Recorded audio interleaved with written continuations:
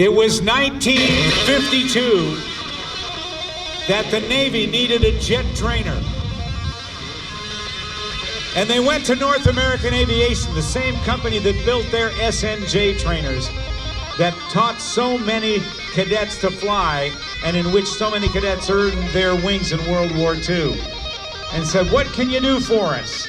And North American Aviation said, we'll build you a jet trainer. And they went to Westinghouse and Pratt & Whitney, and they came up with a turbojet engine called a J-34. This one has a Westinghouse version in it. A 230-inch wheelbase. It has 30 gallons of either JP4 jet fuel or kerosene or diesel. He's on the roll! There's 150, 170, 200, 220. He got up to 220 miles per hour and has to use a parachute to help him slow down.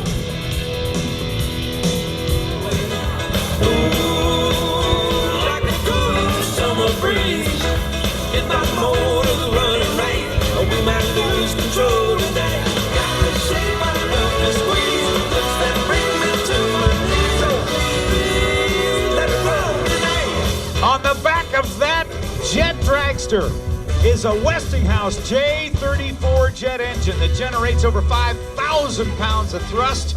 It never had an afterburner on it, so this is an add-on to really give us some serious horsepower. And he's off. Here we go.